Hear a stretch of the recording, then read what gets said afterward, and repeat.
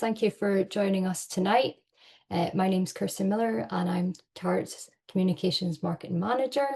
And it's really lovely again to see a few more familiar faces from last week. And I'll just go over some of the tech for tonight. So I am sitting in my home office and it's quite a brightly lit room. Considering it's a cupboard, and I'm a white female with kind of longish dark hair and a dark top on this evening. And just to remind you all that tonight's event is being recorded. So if you wish to keep your cameras on, it's great to see your smiling faces, but if you prefer to have them off, we also welcome that. We do have a chat function tonight, which is available, and that's at the bottom of your screens. So please feel free to ask any questions in the chat and I'll read them to our team, or just turn on your mics and join in the chat during the Q&A. We also have closed captions, which is available at the bottom of your screens. This can be either accessed through the closed caption button, or it might be under more as well if you open that up, and those are available in English. I'd also like to say, if you experience any difficulty with tech during this and being kicked out or anything, I'll also be monitoring my emails to make sure that you can be allowed back into the chat, so just let me know. And the final thing is, during the presentations, we just ask you to keep your microphones off, but again, welcome you to put your microphones on for our Q&A later on this evening. And tonight I'd like to introduce Àdhamh Ó Broin, who is our wonderful Gaelic culture officer who has been with us since 2022 and is supported by Born Gaelic, and who will be facilitating tonight's event. So without further ado, I'll hand over to Àdhamh. Keep me the time, Kirsten. Thank you very much indeed. Great to have you all here tonight. Great to be back again a week after our first event, which is absolutely terrific, and I expect nothing less tonight either. So I'm Àdhamh Ó Broin, Oifigear Cultair Ghàidhlig, short Chaps. I'm Àdhamh Ó Broin, Gaelic Culture Officer here at Chaps. And for anyone who's unable to see me, I'm a middle-aged fella of Gaelic extraction with spectacles, a red beard, and a rather balding top bit here with a black top on. So, AITHNE or AITHNE, depending on your dialect, is a project that was undertaken to map Gaelic participatory visual artists in Scotland. And this was a pilot which was commissioned by Engage Scotland. And the project has been delivered as a partnership between ourselves here at Charts and Engage, and it was made possible with support from the National Lottery through Creative Scotland, who are also with us this evening. Fesca Magu. Good evening, folks. A little bit about Charts for anyone who is new to us, is in the room with us for the first time tonight at one of our events. So for anyone who doesn't know, we are Charts Culture, Heritage and Arts Assembly, and we are a member-guided charity that supports the arts, culture and heritage sectors across our Gael and the Isles. We're very much engaged in and promote collaboration in our work to sustain cultural development in our Gael and Bute. And our director, Kathleen O'Neill, is also with us tonight. Hello, Kathleen. I would now like to introduce Jane Sillis from Engage, who will give you a brief overview of the work that Engage delivers. And it's great to have you with us again. Jane, the floor is now all yours. Oh, thank you. So my name's Jane Sillis and I'm Director of Engage, and in terms of a visual description, I've got grey hair, I'm wearing glasses, and I've got a blue top on today, and I'm joining you from London. So Engage is a UK-wide organisation. We focus on supporting the visual arts workforce, and our specialism is around engagement, participation and learning. And I'm here tonight representing our wonderful Engage Scotland coordinator, Sarah Robinson-Frood.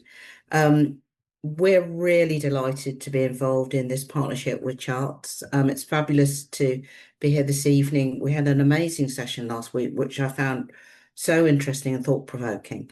I'm very much looking forward to this evening, and just a big thank you to Creative Scotland for their support for this and Engage Scotland's work, and also to Charts and all of you for contributing and joining us this evening. Thank you very much, Jane. So the survey that was undertaken as part of this mapping project is now available through Engage Scotland and also at our website at Charts. I wonder, Kirsten, if you could possibly pop in a couple of links there for anyone who fancies going after that while they're on the call to have a wee look. So the project is a starting off point with 37 responses from artists across Scotland, and this creates a new resource mapping visual artists working within a Gaelic context. Although, of course, this is very much just the tip of the iceberg of what will actually be out there. So the spread of responses, as I was saying last week, was genuinely impressive, covering strictly participatory visual arts contexts, but many things adjacent to that as well. And likewise, as well as receiving strong responses from Gaels themselves, which is always a great thing due to our voices quite often being sort of inaudible over the general melee. We also receive lots of responses from people who don't come from Gaelic backgrounds, but who see the language and culture as crucial to their work. So very interesting pool indeed. And as I said, we had a fantastic showcase event a week ago with some really fascinating discussion. I didn't want it to end. It was just so thought-provoking and a great starting off point for all sorts of attendant discussions to spring from. And I can't imagine tonight will be any different. Lovely to see Rona and Gina in the room who presented for us last week. So as Kirsten said, but the cliche is no less relevant for me. Without any further ado, I would like to introduce you to our two speakers for this evening. So we have Dr Deirdre MacKenna with us, and first of all, Janie Nicoll. Janie, are you ready to present? The floor is now all yours. Thank you very much. Yeah, hi there. Yeah, hi. My name's Janie Nicoll, and I'm a visual artist based in Glasgow.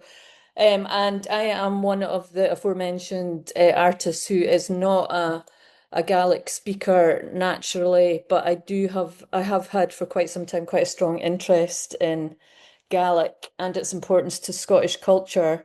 I've been involved in with Engage over the last 10 years through being a member initially, and then at a national level on the Engage Council as a rep for freelancers. I was on the board for 6 years and I just stepped down last year. And then at a Scottish level, I was on the Engage Scotland Development Group for several years. And I've also been involved in the selection of the Stephen Palmer Awards. So I've been operating as a freelance, self-employed artist in Scotland since 2001, which is quite a long time, nearly 25 years. Feels longer. And I've been involved in the Scottish Artists Union. Some of you might know me through that role. So for 10 years, I've been quite involved in the Scottish Artists Union. I was on the executive committee, and then I was president for 3 years. And then I've been employed in a part-time capacity as projects and campaigns manager.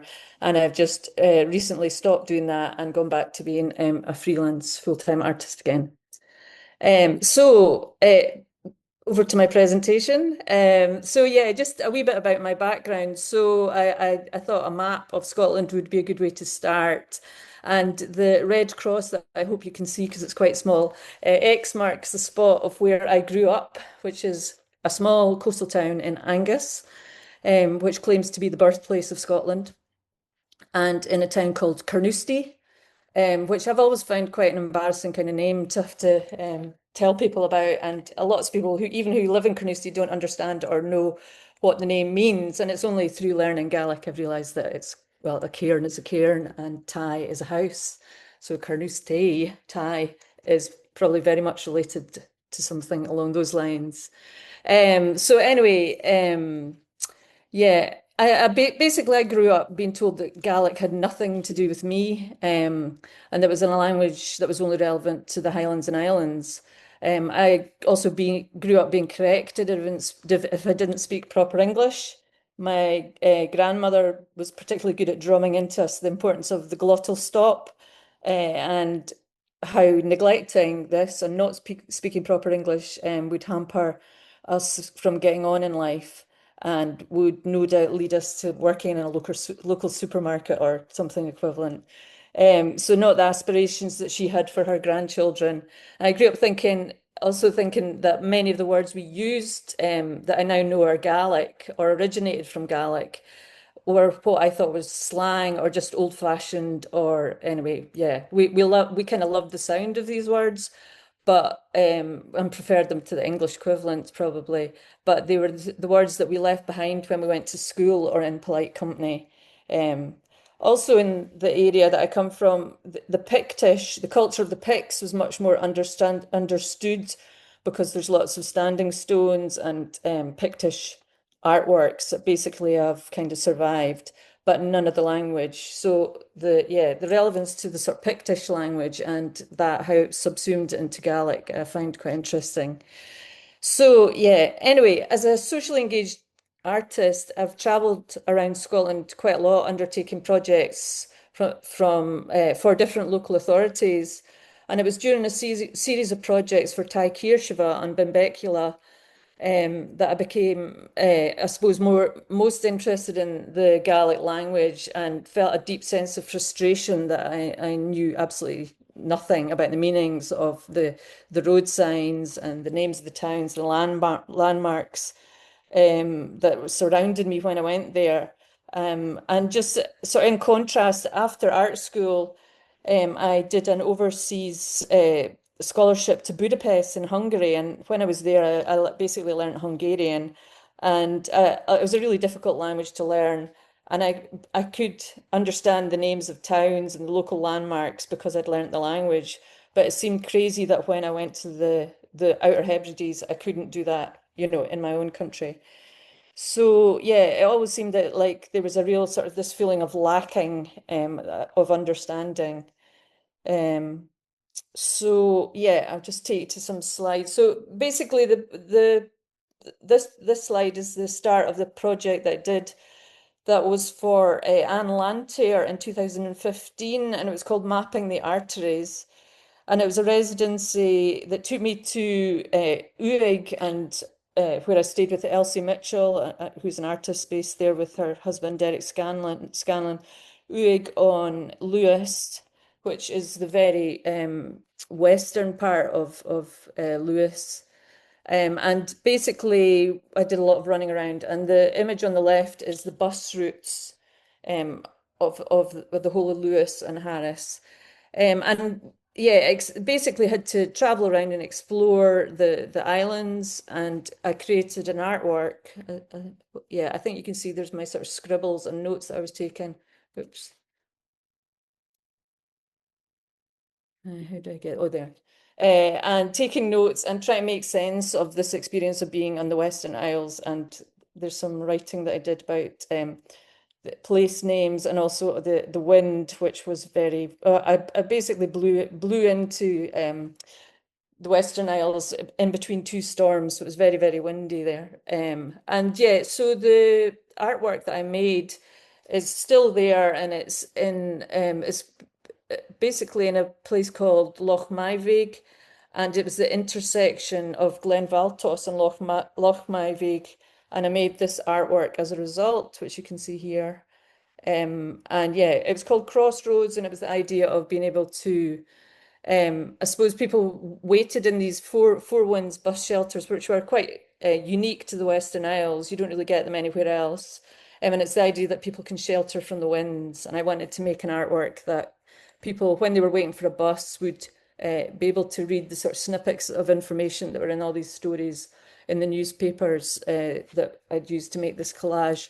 And the actual image was, it was using a map of the area. So it was actually a direct relationship with the location that it was actually situated in. So, and that's it as a print version, which I have created as a result of that. So yeah, yeah, so the pandemic gave me the opportunity basically to learn Scots Gaelic, because I heard that Duolingo had started having Scots Gaelic as a language that you could learn, and it was free. So when the pandemic hit, I decided, right, I'm going to learn Gaelic and try and learn a bit more about this language that I feel so ignorant about. And this slide takes me on to a project that I did for Glasgow City Council, Glasgow Life Arts and Residence, which they did an artist in every ward in Glasgow, which was quite a kind of, it's been quite a unique kind of thing that they created. And I was working with the Woodlands Community Garden and doing lots of interactive workshops with the community, and it was sort of peak pandemic. And you can hopefully see there in the slides, we were doing lots of activities. We were basically to do with recovering, which is kind of recovering from the pandemic, and there was various traumatic things that happened in the area, like a woman who was involved in the community garden had been murdered, and a lot of people were very badly affected by that. And yeah, being artist in residence was a very interesting experience, and coming out of the pandemic was also an interesting experience. And hopefully, yeah, basically this was kind of my response. So we created the project Mending Woodlands, which was a lot of collaborative work, and yeah, I'll just go to the next slide. One of the things that we created was this calendar, which was something that we could give out to people, and it was called Woodlands Threads, and it was a way of bringing a whole load of different things, all the different activities we've done, lots of artworks, gardening tips, all the things to do with the community garden. And you can see here on the right-hand side, there's a poem there by a woman who was in the previous slide called Babs McGregor, who is originally from Lewis and who was very involved in the project. And she wrote this poem called Windows. No, Hunieg, I probably pronounced that completely wrong. Yeah, so it was, I suppose it was just a way of including Gaelic into this community calendar and trying to, yeah, include it. We did things like included it in the Christmas card that went out and things like that. So I suppose including Gaelic in a small way, but in a kind of quite a significant way, and helping people who speak Gaelic to feel a bit more included in the things that we were doing. And I'll just go to the next slide. Oh, so yeah, these are just a few things that I've done since then, which are artworks. Actually, the next slide I thought I was going to show you was, yeah, so I'm showing this slide here, and I know Kirsten's in the room. So this is a slide from the Scottish Artists Union. So this was 2 or 3 years ago. Kirsten, who was the learning organizer for the Highlands and Islands, part of the Scottish Artists Union, created a series of events around Gaelic visual arts, and had a whole series of speakers. And I suppose I found this really quite a sort of eye-opening experience about how I related my own kind of art practice related to Gaelic. And yeah, there's a lot more information about this. If anybody is a member of Scottish Artists Union, they can access this through the Members Resources part of our website. And yeah, I suppose it's just that idea of there's a lot more artists in Scotland out there who might fall into the sort of category of I suppose being interested or using sort of Gaelic themes and ideas within their work, but a lot of people don't actually realise it particularly.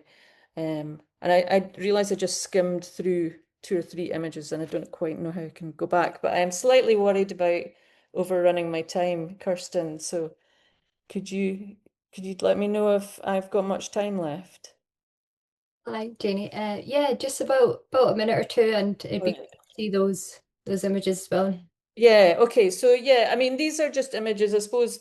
Over the last few years, I've been using newspaper and like found imagery in my work and creating quite large scale kind of collage work. So this is basically a reworking of a photograph of a wave taken from the side of a boat, and reworked. Quite often I use the newspaper called The National, which you only get in Scotland, and is is very pro-Scottish independence, so it's quite political, and the stuff that's in it, are, you know, the images in it are always very political. And so I suppose I feel like I'm kind of creating artworks that have quite a kind of political edge. If you look at them closely and you see all the little images in them, often it's politicians. And yeah, that's another one that another collage of Borrery in St Kilda, which is obviously in the very far reaches of the, well, it's three hours by boat from Harris or Lewis, and so very far out and very remote, and a lot of people know about St Kilda because it's quite an interesting and unique place, and I've been making artworks related to that, and this is a print that I've recently made. So yeah, I think the slide that I showed of the Scottish Artists Union sessions that we had have really kind of opened up to me the fact that there's all these kind of parallels that people within the arts are often I think it's the phrase was to dig where you stand. I might be wrong about that, but that idea of like looking at your surroundings and how you relate to them, and a lot of artists are involved in making artworks to do with landscape or their situation. But maybe that's what we can talk about further down the line. I think that's me. Oh, Thank you very much. Stop Or am I jumping the gun? Are you? Yeah, no, that's me. I think I'm just. How do I stop sharing my? Sorry. No, you're quite all right. I thought we were going to miss the Borrery collage. All right. Obviously, being on the charts team here, I've had a sneak peek at the slides, and I was like, "No, we can't miss the Borrery collage. It's absolutely gorgeous. Well, thank you. Just gorgeous." Thank you very much, Janie, for that. And we'll absolutely get into a blether about any themes that you feel are important. And before we do that, we have another speaker, and that is Dr. Deirdre MacKenna. Deirdre, you ready to go? Yes, hello. I shall just share my screen.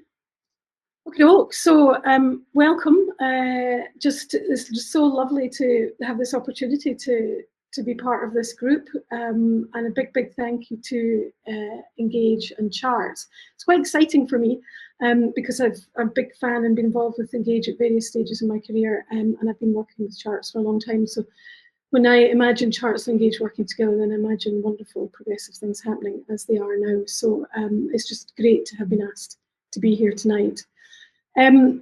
I just want to say a couple of words because I think some of you will know me in my Charts role, but tonight I'm going to talk about my producer role. So I've worked for Charts for quite a long time. It's an absolutely vital professional lifeline for me. As I keep saying to everybody, without the network that Charts is enabling, the phone doesn't ring, and I think we're all pretty isolated. So it's been great for me in my career in the last, I think maybe 7 or so years, to have worked with in the formative stages on research, to have worked on the value of creative growth, to work on coastal cultures, and laterally in the last year and a half with the amazing artists that are doing really ambitious and really fantastic projects through the growing global networks. But what I've learned in all of my work in Argyll is that everywhere I turn, at the centre of everything is Gaelic. And so the phrase finding Gaelic has become like a really, really regular part of my work. And I actually did a project on it, which I'll tell you about in a little minute. But I'm just going to speak for the next 7 or 8 minutes about what I've been doing in Argyll, why I've been doing it. I'll show you 3 projects, just a very brief introduction. And then I'll kind of close with just my thoughts about centering Gaelic in my practice and the practice of the people that I've been working with. So these phrases, finding Gaelic, and belonging through Gaelic, are becoming like a really everyday part of my work. And just my own background is that I consider it my linguistic heritage. So my father was a Gaelic speaker and many of his family. My mum, an Italian speaker, and her family. I feel my own identity is third culture, and that tends to mean somebody who grows up in a culture that's not the same as the one that their parents grew up in. And for me, I would say that my language preference is to trans language. So I speak French, German, Italian, a tiny bit of Gaelic, and obviously English. And I just don't see the world through the lens of a single language. And I don't see that, and haven't seen that, as a definition of growing up in Argyll, working away from Argyll, and now living in Argyll and working in Argyll. I find that I trans language with people in Argyll all the time, and I have brilliant, rich dialogues with people about how language is evolving and changing and how they are using language for their own purposes. So I don't see language as a static thing in any means. So my work, this is the way I describe it. I'm afraid it's a bit long and a bit kind of looping. I consider myself a culture producer, and I make things like that I consider to be signposts, whether I make them myself or the projects that I commission. They provide tangible experiences and resources for people to use when they're thinking through the intangible things in their lives, such as identity and belonging, the codes and symbols and behaviours that make up their languages, and just pointing people towards the issues and the ethics involved in representation of people, places and communities, such as asking people to think about who decides what's made, what you see, etc. So I do lots of different things. I teach for University of Highlands and Islands. I do freelance work with charts. I do lots of different things. I work a lot in Italy. I'm actually in Italy just now working on an Edoardo Palozzi project. But at the real centre of my work is a non-profit called Cultural Documents, which I work on with a number of other people. And it commissions lots of different projects where we think there's kind of gaps. We think, ooh, it'd be really brilliant to be able to think around such and such a subject. And that's what we do. So one of the strands of Cultural Documents is locating Lorne. So that's a whole programme that we invented to provide activities to stimulate people to reflect upon territory, places, language and identity of Lorne in the Midwest of Scotland. Now, Lorne was a kind of deliberate provocation because it's a real trigger word for some people who culturally identify with the West of Scotland, and for other people who may be resident in Scotland, in West Scotland for a long time, have no knowledge of what it is. So we basically commissioned a number of artists. Oh, that should say Alexander and Susan Maris, but the slide, I'm afraid, is stretching. And I'll just show you some images of what this work looks like. So basically, the way we work is very, very formative, very iterative. So we'll have a dialogue, we'll go and reflect, we'll come back with ideas, and we'll make another 2 steps forward. So it involved lots of maps and lots of exploring ideas of Lorne as a way of opening dialogues about the past, present, and future in West Scotland. And the Marises were really working on a lot of kind of action research, undertaking walks, plotting things, looking into history, making new contemporary works. So basically, I asked them to undertake a research action, which was to walk from Schiehallion to Iona, so from what is considered to be the central part of Scotland, central location of Scotland, to arguably the most westerly, one of the most westerly locations, but Iona particularly with very heavy cultural significance and history, and to undertake this by iteratively forming ideas about the Road of the Kings and working through Gaelic as they did so. So basically, it kind of looked again at lots of different maps and kind of interpreting maps, so looking for clues, things like Portnamarv and Carricknamarv, which indicated where the bodies of the dead kings were taken.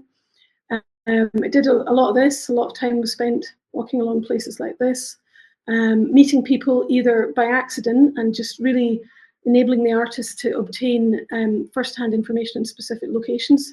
In this case, we've got culture producer Rona Dougal, who was speaking at the last talk and I think is with us tonight. And that was a coordinated meetup in the event. So really facilitating this kind of cultural exchange between people. And then the work started to come out. In this case, this is what we might call a biodynamic tapestry that Sue made by dyeing the yarn from lichen and other plants that she collected at significant cultural locations, and then sharing that work through exhibitions and events. So all through that process, absolutely, Gaelic was really key to not just, you know, understanding the history of places, but to a kind of cultural comportment of being respectful about the plurality of the languages and the cultural behaviours. And throughout it, there's this kind of notion of the righteous Gael, which is another phrase that comes up all the time, as a very educated figure who really prioritises cultural exchange and cultural dialogues. So that project was really a lovely way of working through Gaelic. Another project is called, I'm afraid I've lost my headers because my slides have stretched. It was called Ecotone Towards the Water, and it was a project that, again, I designed to bring practitioners together under the kind of the global view towards Scotland during COP26. And I really had lots of motivations for doing this because it was another method for me as a culture producer of really kind of getting under the skin or under the superficial surface of places and practices, and I brought a number of artists together, and it kind of succeeded to greater and lesser degrees. Some artists really sparked, other ones, you know, they made their contribution, and that was absolutely fine. But it enabled me to work with a lot of artists that I hadn't worked with in the area. This is an image made of Dunstaffnage Castle by William Turner in, I can't remember the exact date, J.M. Turner. 1826, I think it is, and this is a close-up where the land is kind of merging into the sea, and the sea is consuming the land. These poor wee sheep are about to be swallowed in a minute. This is an image of Joseph Boyce by Richard DeMarco, made in 1971 on the Haw when they were both there, undertaking kind of early days climate action performative work. This is a beautiful piece by Alexander Susan Maris. It's a kind of future dystopic image of the Isles of Iona when the sea levels rise and what will be left, and it's accompanied by a text written by Rock Sandford, who's director of Ocean Rebellion, and he lives on the island of Gomitra and looks over to these islands, and he's written this very moving text about what he can see and how he sees environmental change out of his window. This is a piece by Nina Bakos and Anna Bockstrom of one of the COP events, Laura Donkers here, and also Susanna Rose, making images and performances about the delineation and the ownership of land. Very beautiful piece by Caroline Younger. Again, apologies for the text being clipped off, but Caroline uses printmaking processes with lichens to kind of document and evidence, reify the particular places, and using lichen as a kind of medium to communicate attention to the role of lichen in cleaning pollution from our air. Naoko Mabon, and just kind of documentative image of some of the event work that she does, bringing people together. And a really beautiful image by Philip Price and the Sea Wilding Collective and the progressive work that they are doing, really redeveloping habitats that were kind of past endangered, repopulating them, but doing fantastic educational work and creating these amazing images as they go. So that's two projects, and that then leads me to my final one. Kirsten, how am I doing for time? Got about 2 to 3 minutes left, so you're all good. Okay, great. So this one's called Finding Gaelic, and it's a film and a whole series of resources that I produced under a project called New Speakers. So it wasn't just looking at Gaelic, it was looking at many, many languages that are spoken in places when those languages are not the mother tongue. So they're minority languages. And I produced leaflets and posters and carried out a lot of events.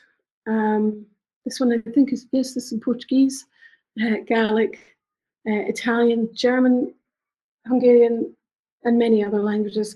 And we did events all over the place in all of these countries, in Scotland as well. And we really were just giving out these resources to ask people to start to think kind of out loud and to externalize, to say, to give words to their thoughts and feelings about language. So everything in the project was informed by quotes from a number of films that I made. And this is an image of one of them where I invited a semi-random group of people to come together and just discuss their relationship with Gaelic. And I'll just close by showing you a tiny clip. Okay, so I'm just going to play the opening 60 seconds of this, just to give you a sense, and just to say that very much this was designed from my point of view as a resource to enable me to think about and be involved in Gaelic language and to connect me with other people. And it then went on to lead to new collaborations that have centred in Gaelic or kind of functioned through Gaelic. So just hope the audio works on this. It's deliberately quite slow. It just gives you a sense of the film. One of the focuses of the network is to look at new speakers of minority languages such as Gaelic. So by new speakers, we mean people who were not brought up speaking the language in the home, but who at some stage in their lives have made a conscious decision to become a speaker of that language and have become speakers and use it as part of their lives.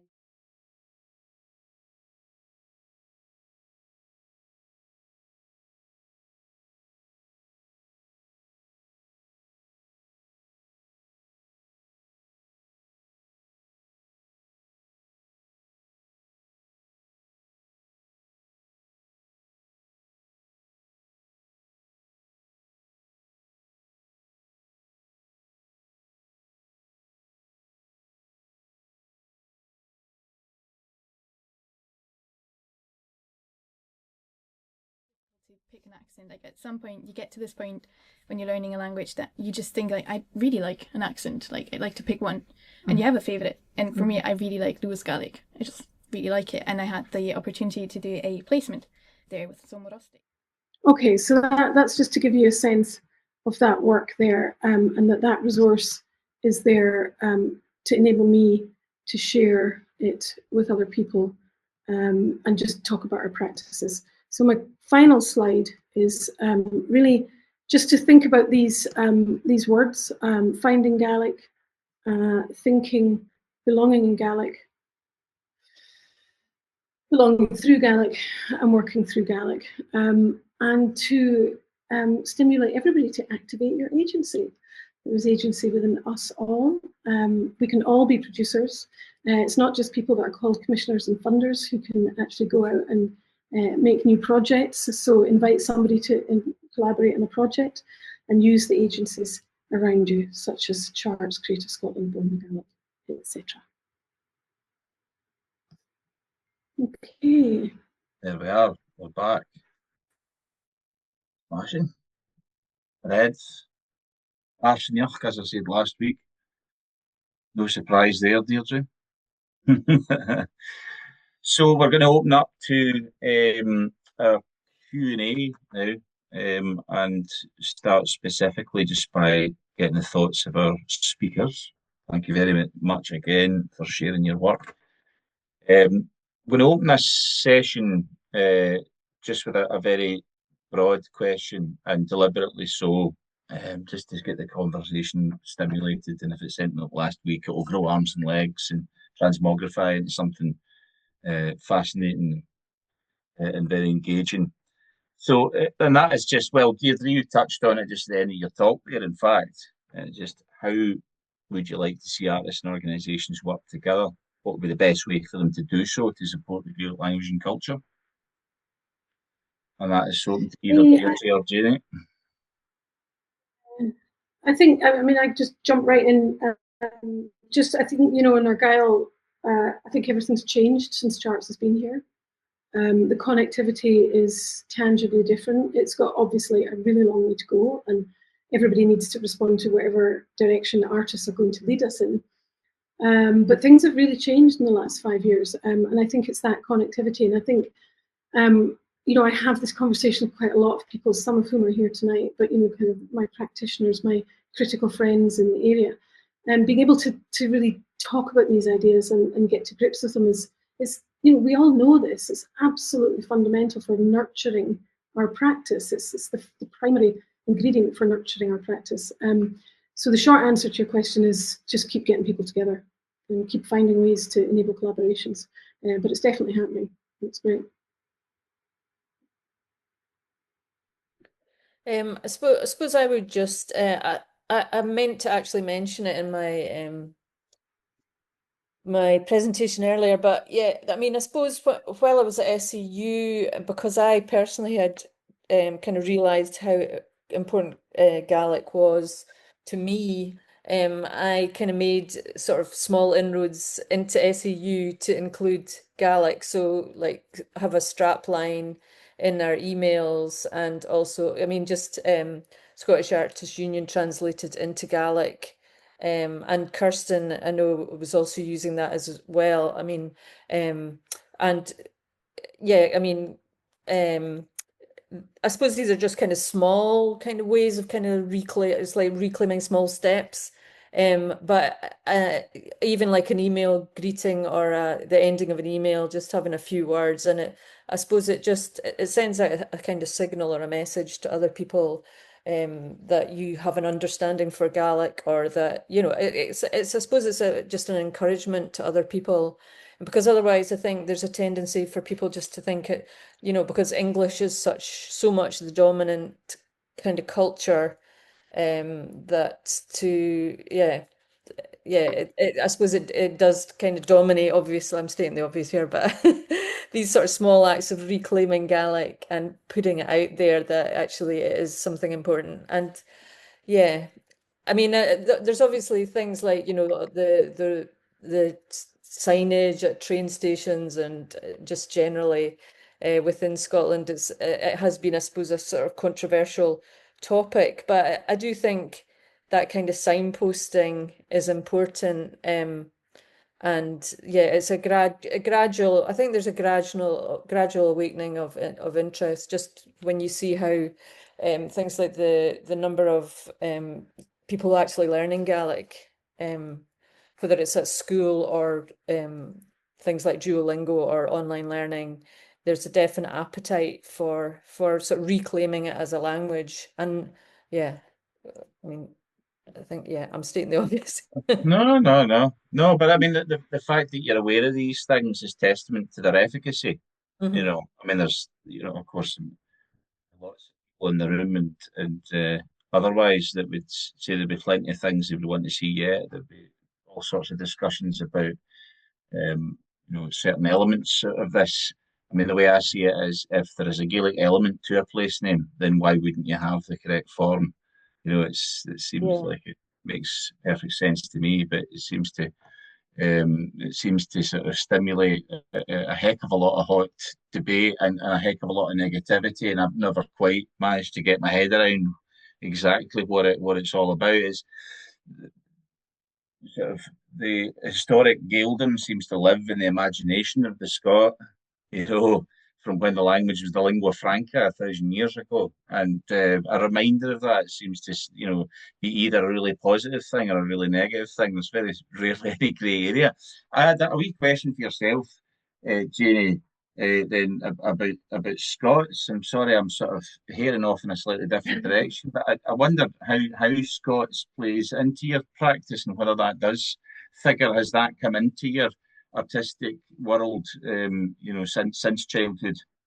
Well, I mean, I suppose it's about how you kind of operate in the world, isn't it? And I think it's, you know, the way you speak, I think ultimately is really important. And I think as a Scottish person, or I suppose I tried to outline it there, like almost from birth, your sort of natural like accent or the words you use have been kind of sort of I'm not saying suppressed, but yeah, you've been kind of funneled into this Sometimes. kind of correct way of speaking Mm, to sort of assimilate into the sort of dominant culture. And I think in 100%. a way there's a sort of freeing up when you realize actually all these kind of words and that kind of part of your cultural heritage is just as important, you know, and to kind of re-recognize that. So I suppose it's I don't think there's anything sort of ragingly obvious, but I do think there's just been this sort of slow recognition of these like ideas and words and these kind of cultural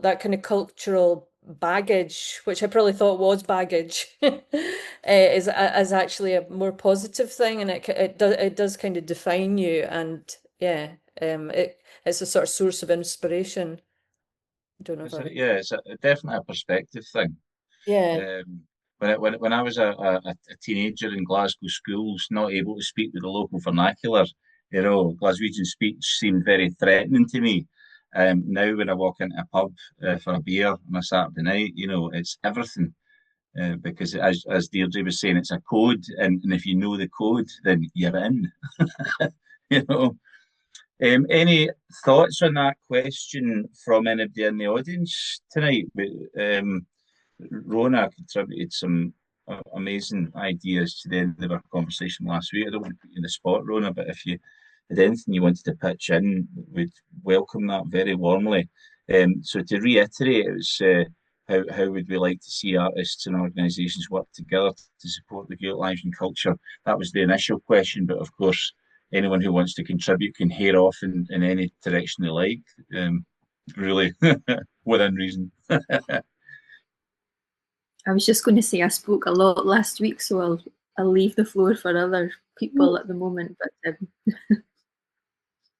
can I jump in then and ask Rona a question?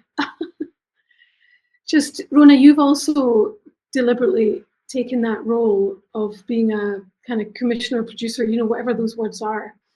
And you spoke last week about these various projects, Shenaland and St Kilda. I'm sorry if I can't remember the correct names. And you really brought a lot of people together in that, and again through language and cultural signs. And kind of coming back to your point, Àdhamh, I think we need more of that. Just kind of validating the work people are making, bringing them together to share these knowledges and sensibilities that they have that they might otherwise feel either isolated or singular.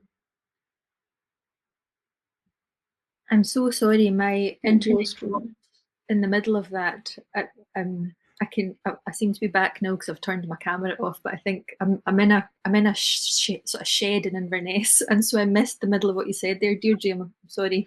No, I was just kind of bringing what you said last week and just really highlighting that role, that kind of self-nominated role that you made, which is brilliant.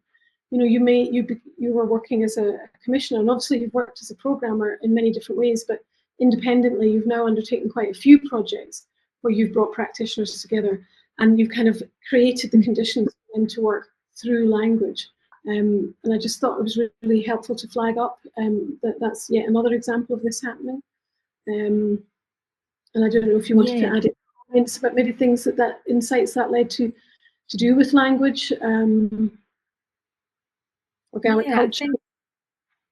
Well, the couple of projects that I spoke about last week were kind of designed deliberately to work with other people of kind of like myself who had, of Gaelic heritage, whether they were Gaelic speakers or not currently. And that was kind of, I suppose, a bit of a reaction on just the fact that people can be quite backwards about coming forwards. If you get kind of art projects or cultural projects that are a sort of open invitation, you usually find that Gaels or people of Gaelic heritage are underrepresented. And so I thought, okay, I'm going to build these projects around things that mean that those people, the floor is theirs, like that. Those are the people who I'm making this space for them.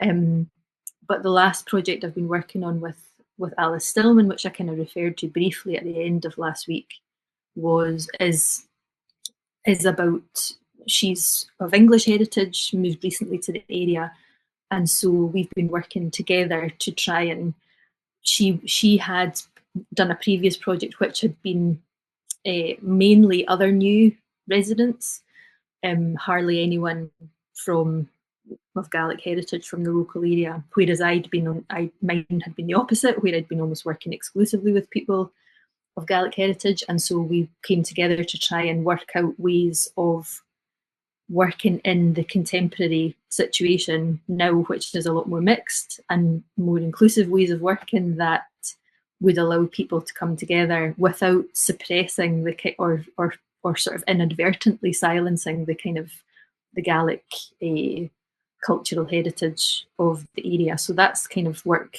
in progress, but that's been really interesting because the more you talk with somebody, we've got this kind of inside outside thing going on, and she'll ask questions, and it means that I can reflect even more on why I do certain things, why I have certain value systems, why I have certain approaches around things. And a lot of it comes back to things that I can pinpoint in the language, and even in terminology or in words or in things that can or can't be translated between English. And you start noticing all these things which are kind of subconscious in a way. So that's been really interesting. And yeah, the language definitely is very central in that work as well. More dramatic as Rona. Yeah, it certainly gets me thinking about the fact that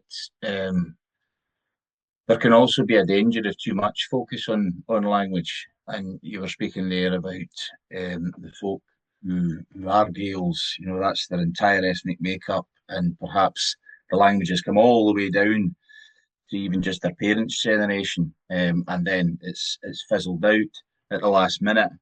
And folk in that position quite often get sort of, certainly my experience, get kind of, they almost, if you excuse the expression, fall down a bit of a hole and become somehow unrecognisable, and are sort of inhabit a kind of almost a vacuous kind of middle ground.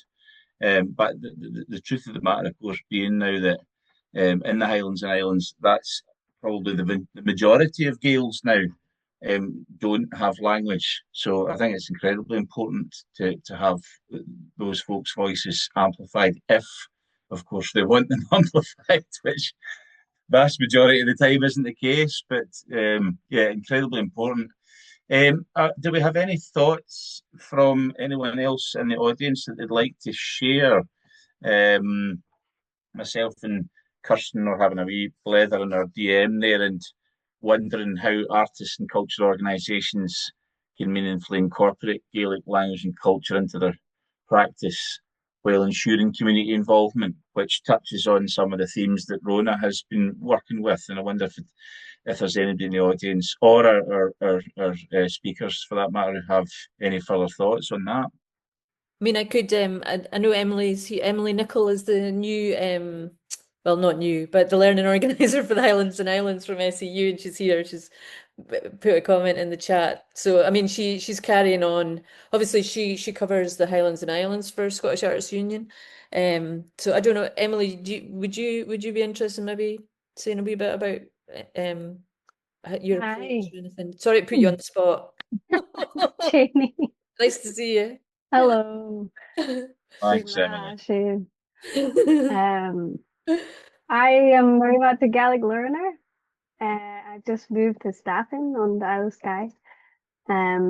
So it feels like I need to learn the language because it's the language of the place here. And a lot of things are in Gaelic, and it feels, yeah, really like, despite being a Scottish person, I wasn't brought up with any Gaelic or even taught it at school at all, like being from Edinburgh.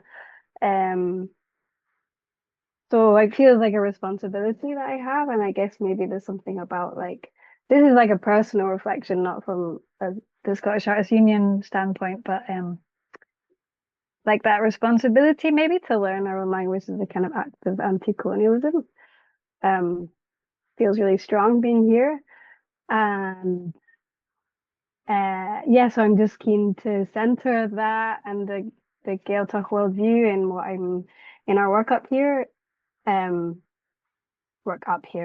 Work here. Yeah, and I'm really excited. I'm hopefully going to be working with Rona and Alice on something next year, so that's really exciting. Yeah, and I guess the union, I'm really new to the role. I'm like the new Kirsten Bodie, who's also maybe here. Hi, Kirsten. So yeah, I just think it's really important that the union doesn't have too much of a lowlands focus, and that we can both learn, like people living in the lowlands can also learn from the Highlands. Like it's not all knowledge going from the lowlands up, but like centering a kind of worldview that takes knowledge from the Gaeltacht worldview and the Gael heritage and culture, and like brings that also. Like we have a lot to learn in the lowlands from that is missing, and maybe just because we didn't have access, like it was erased from us, I guess, or like historically going back and back, and which also like in terms of Scots language as well. So I guess yeah, there's some reflections. I don't know if that's helpful or interesting. Yeah, thanks, Emily. That's really Absolutely. good. And also, Absolutely. because just actually another thing that I didn't mention in my presentation was while I was at SEU, one of my kind of part of my remit was hosting some of the subgroups, and it actually relates very much to what a lot of quite a few of the artists that Deirdre has mentioned this evening were artists that came regularly to our climate and sustainability subgroup or gave talks or presentations, quite often from the different islands, you know, like Knockvolligan or from Orkney, Laura Donkers, you know, people who are very interested. And I don't know, there was this sort of a synergy of people who are quite interested in climate and sustainability, and obviously all these kind of issues related to the land and our experience of the world and the land and how we inhabit that place. And yeah, it's just yeah, it's quite interesting. Even just this evening, it's been making me think it's all quite To be continued. Because shockingly, folks, thank you very much, Janie. Shockingly, folks, we are actually at the end of our hour. It felt like about 10 minutes, and I feel like the conversation's actually, you know, just gently starting to move into some really fascinating areas. But we're going to have to bring things to a close. So I wondered, Kathleen, is there anything you wanted to add just before we finish up? I don't think I've got anything to add except to say thank you for such a fantastic evening. Great talks. There's a lovely shout out in the chat to Kirsten Body. I hope you've seen it, Kirsten. Wonderful presentations from Janie and Deirdre. And just as last week, a lot of food for thought. And we will be having discussions with Creative Scotland and Engage very shortly. And we would look forward to being the advocates and the agencies that you're talking about, Deirdre, and continuing to find that voice. I think that and profile that voice.